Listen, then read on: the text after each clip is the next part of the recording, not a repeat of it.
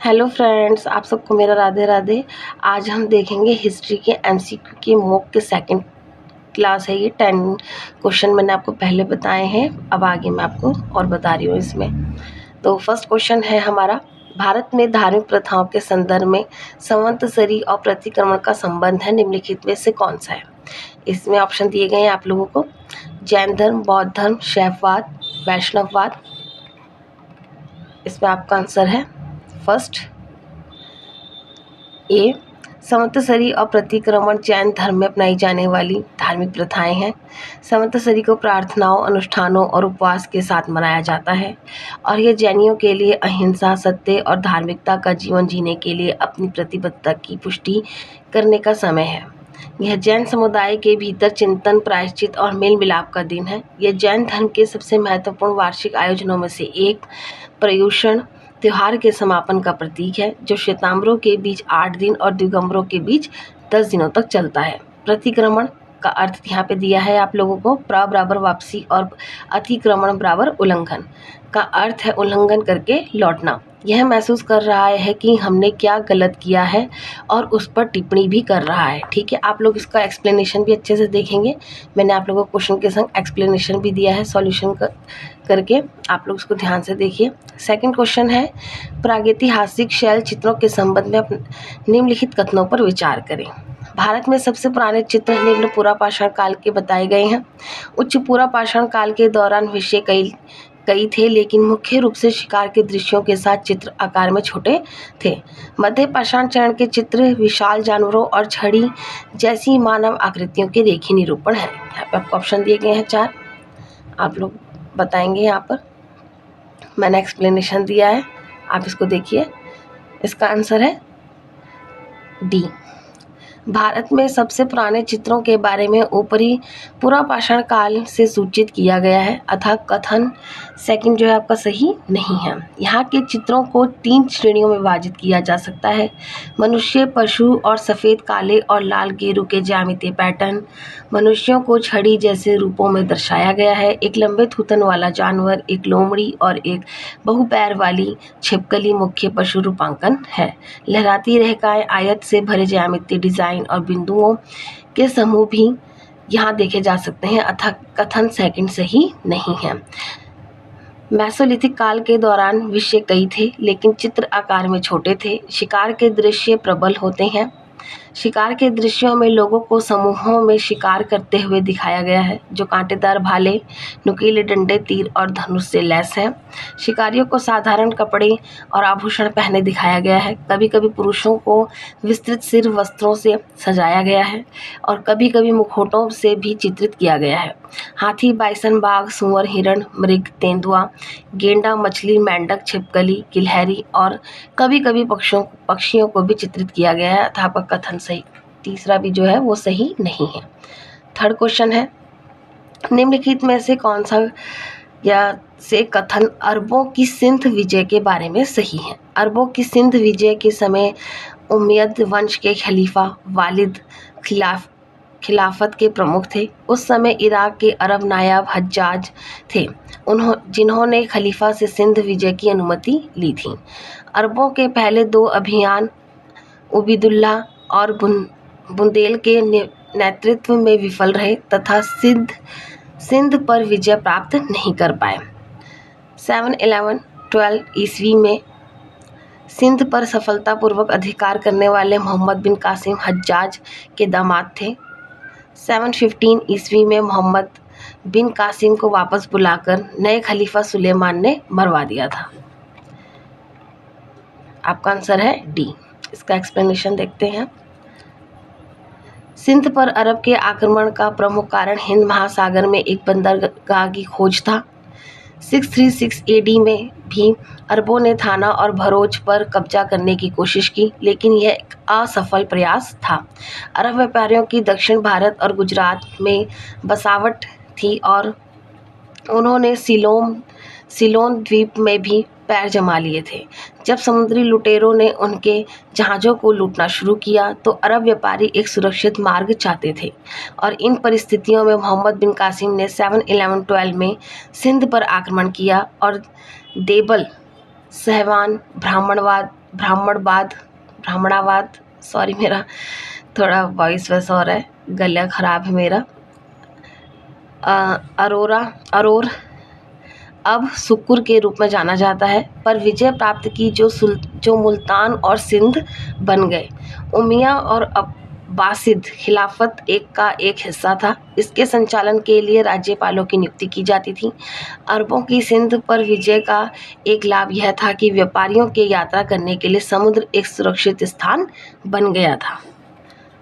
4th question है आपका, सिंधु घाटी सभ्यता की कृषि पद्धतियों के संदर्भ में निम्नलिखित में से कौन से कथन सही है या है।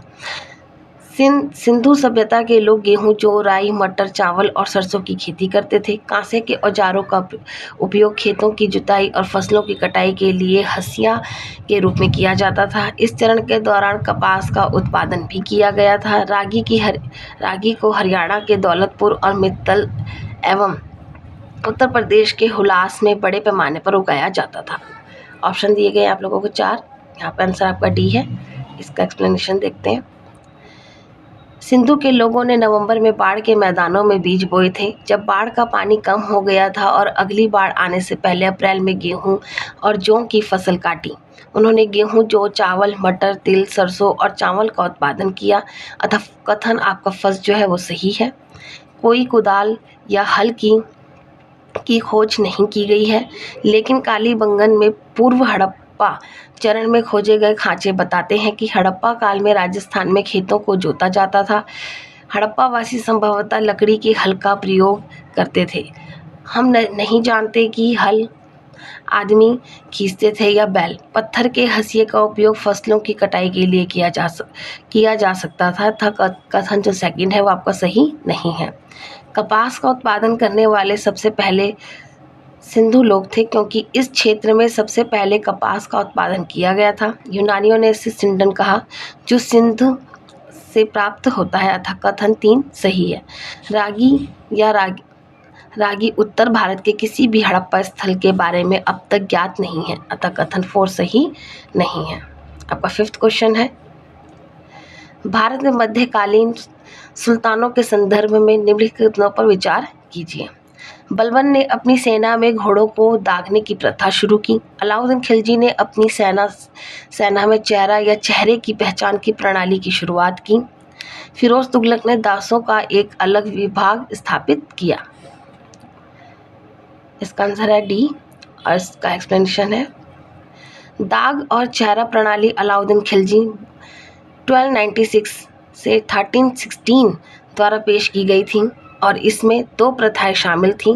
अलाउद्दीन के चेहरे की एक प्रणाली शुरू की, प्रत्येक सैनिक के लिए एक पहचान पत्र प्रणाली और विशेष रूप से इस्तेमाल किए जाने वाले घोड़ों के ब्रांड के लिए दाग युद्ध। अतः कथन 1 सही नहीं है और कथन 2 सही है। गयासुद्दीन बलबन ने एक अलग सैन्य विभाग दीवाने अरीज की शुरुआत की और कोतवाल नियुक्त किया। फिरोज तुगलक ने इक्ता प्रणाली को वंशानुगत बना दिया और दीवाने बंदगान नामक दासों का एक अलग विभाग शुरू किया। अतः कथन 3 आपका सही है। 6th क्वेश्चन है, सित्तन वासल हाल ही में समाचारों में देखा गया था। निम्नलिखित में से कौन से कथन सित्तन वासल के बारे में सही है। इसे बौद्ध प्रभाव का प्रमुख केंद्र माना जाता है। यह तमिलनाडु का एकमात्र स्थान है जहां पांड्या चित्रों को देखा जा सकता है। सित्तन वासल गुफा को भारतीय पुरातत्व सर्वेक्षण द्वारा आदर्श स्मारकों में से एक के रूप में सूचीबद्ध किया गया है। इसमें से आपको आंसर आपका है बी, यानी कि 2 और 3। हाल ही में भारतीय पुरातत्व सर्वेक्षण ने संरक्षण के उपाय किए हैं और सार्वजनिक पहुंच को ट्रैक करने के लिए डिजिटल जांच भी शुरू की है। तमिलनाडु के पुदुकोट्टई जिले का एक छोटा सा ईसाई युग से ठीक पहले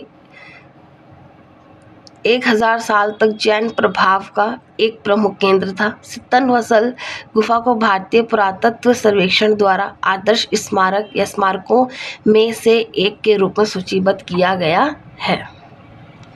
आपका 7th क्वेश्चन है, मुगल बादशाह अकबर द्वारा शुरू किए गए सामाजिक और शैक्षिक सुधारों के संदर्भ में निम्नलिखित में से कौन सा कथन सही नहीं है?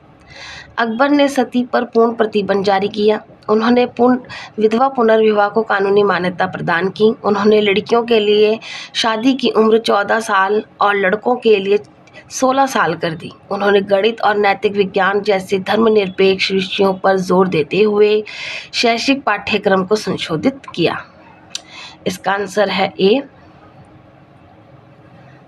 अकबर ने कई सामाजिक और शैक्षिक सुधार पेश किए। उन्होंने सती को तब तक के लिए बंद कर दिया जब तक कि वह खुद अपनी स्वतंत्र इच्छा से लगातार इसके लिए इच्छा ना करे। इससे सती पर प्रतिबंध लगा, ना कि पूर्ण प्रतिबंध। इसलिए विकल्प एक सही जो है फर्स्ट है आपका सही नहीं है। विधवा विवाह को वैध कर दिया गया, अतः विकल्प बी जो है आपका सही है। यहाँ पे नहीं पूछा गया है तो फर्स्ट वाला सही होगा। विवाह की आयु लड़कियों के लिए 14 वर्ष और लड़कों के लिए 16 वर्ष कर दी गई, इसलिए विकल्प जो सी है वो सही है। शराब और स्प्रिट की बिक्री प्रतिबंधित थी। अकबर एक से अधिक पत्नी रखने के भी खिलाफ था जब तक कि पहली पत्नी बाँझ ना हो। उन्होंने नैतिक शिक्षा और गणित और धर्मनिरपेक्ष विषयों पर अधिक जोर देते हुए शिक्षा पाठ्यक्रम को संशोधित किया, अतः कथन डी सही है। यहाँ पे आपका नहीं पूछा गया है तो उसके अकॉर्डिंग जो है फर्स्ट वाला आपका ऑप्शन सही होगा। आपका 8th क्वेश्चन है, दक्षिण भारत में प्राचीन काल में निम्नलिखित में से किस प्रकार के गांव पाए जाते थे? उर, सभा, नगरम। इसका आंसर है ए, यानी कि उर। ग्रामीण विस्तार दक्षिण भारत में प्राचीन काल में हमें 3 प्रकार के गांव मिलते हैं, उर, सभा और नगरम। उर सामान्य प्रकार का गांव था जो किसान जातियों द्वारा बसाया जाता था, जो शायद इसे आम मानते थे। उनकी ओर से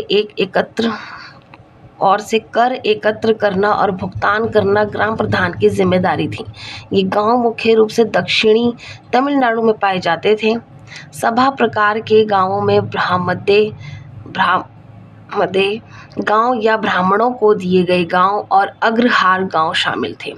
ब्राह्मण मालिकों को भूमि में व्यक्तिगत अधिकार प्राप्त थे, लेकिन वे सामूहिक रूप से अपनी गतिविधियां करते थे। नगरम प्रकार के गांव में बसे हुए गांव शामिल थे और व्यापारियों के संयोजन का प्रभुत्व था। आपका 9th क्वेश्चन है, मौर्य युग के संदर्भ में निम्नलिखित कथनों पर विचार कीजिए। चंद्रगुप्त मौर्य एक स्वेच्छाचारी शासक था और सारे अधिकार अपने पास ही रखता था। मौर्य राजधानी पाटलिपुत्र का प्रशासन 6 समितियां करती थी। प्रत्येक समिति में 5-5 सदस्य होते थे। चाणक्य के अर्थशास्त्र के अनुसार सैन्य प्रशासन के लिए 30 अधिकारियों की एक परिषद थी। कभी कभी किसानों को अधिक अनाज उपजाने के लिए बाध्य किया जाता था। इसमें आपका आंसर होगा ए। चंद्रगुप्त मौर्य स्वेच्छाचारी शासक था और सारे अधिकार अपने पास रखता था। अर्थशास्त्र के अनुसार राजा का आदर्श उच्च होता था। उसका कथन है कि प्रजा के सुख में ही राजा का सुख है और प्रजा के दुख में ही राजा का दुख है। पाटलिपुत्र का प्रशासन 6 समितियां करती थीं। हर समिति में 5-5 सदस्य होते थे। ये समितियां सफाई, विदेशियों की रक्षा, जन्म और मृत्यु का लेखा, बांटों और मापों का नियमन और इस तरह के अनन्य कार्य करती थीं। मेगास्थनीज के अनुसार सैनिक प्रशासन के लिए 30 अधिकारियों की एक परिषद थी, जो 5-5 सदस्यों की 6 समितियों में विभक्त थी। लगता है कि पैदल, घुड़सवार, हाथी, रथ, नाव और सवारी सेना के इन 6 अंगों में से हर एक का प्रबंध एक समिति को सौंपा गया था। राज्य ने किसानों पर कई तरह के कर आरोपित कर रखे थे और आपातकाल के दौरान किसानों को अधिक अनाज उपजाने के लिए बाध्य किया जाता था। आपका 3rd क्वेश्चन और लास्ट है, पल्लवों के संदर्भ में निम्नलिखित कथनों पर विचार कीजिए। पल्लवों ने राजधानी के रूप में कांचीपुरम के साथ दक्षिण भारत में अपना राज्य स्थापित किया। बादामी के कंदम और चालुक्य पल्लवों के समकालीन थे। पल्लवों द्वारा ब्राह्मणों को दिए गए भूमि अनुदान के सभी चार्टर संस्कृत में ताम्रपत्र पर दर्ज किए थे। इसका आंसर है सी। पल्लवों का अधिकार दक्षिणी आंध्र और उत्तरी तमिलनाडु दोनों पर फैला हुआ था। उन्होंने कांचीपुरम में अपनी राजधानी स्थापित की। शुरुआती पल्लव कदम्बों के साथ संघर्ष में आए, जिन्होंने 4वीं शताब्दी ईस्वी में उत्तरी कर्नाटक और कोंकण में अपना शासन स्थापित किया था, इसलिए कथन एक सही है। पल्लवों ने बड़े पैमाने पर ब्राह्मणों को करों से मुक्त कई गांव दिए। हमारे पास शुरुआती पल्लवों के 16 भूमि चार्टर हैं, कुछ जो पहले के प्रतीत होते हैं प्राकृत में पत्थर पर लिखे गए हैं, लेकिन उनमें से ज़्यादातर संस्कृत में तांबे की प्लेटों पर दर्ज किए गए थे, अतः कथन थर्ड आपका सही नहीं है। पल्लव कदंब बादामी के चालुक्य और उनके अन्य समकालीन वैदिक बलिदानों के महान चैंपियन थे। उन्होंने अश्वमेध और वाजपेयी यज्ञ किए, अतः कथन 2 सही है। आप लोगों को अगर मेरे किसी भी वीडियो से अगर कुछ भी थोड़ा भी लाभ हो रहा है तो आप लोग प्लीज़ मेरे चैनल को, मेरे वीडियोस को आप लोग ज़्यादा से ज़्यादा लाइक करें और शेयर करें, ताकि दूसरों तक भी यह पहुंच सके और आप लोग मेरे वीडियो देखते रहें, उसके लिए थैंक यू। और ज़्यादा से ज़्यादा मेरे चैनल को आप लोग सब्सक्राइब करें, लाइक करें, और जहाँ जिसको कोई दिक्कत हो, कुछ पूछना हो, आप लोग मुझे कमेंट्स कर सकते हैं। और मैं PDF नोट्स लेने के लिए आप लोग मुझे मेरे टेलीग्राम चैनल पर मुझे मैसेज कर सकते हैं। आप सबको मेरा राधे राधे। आप लोग ऐसे ही स्टडी करते रहें और अपनी स्टडी को कंटिन्यू रखें।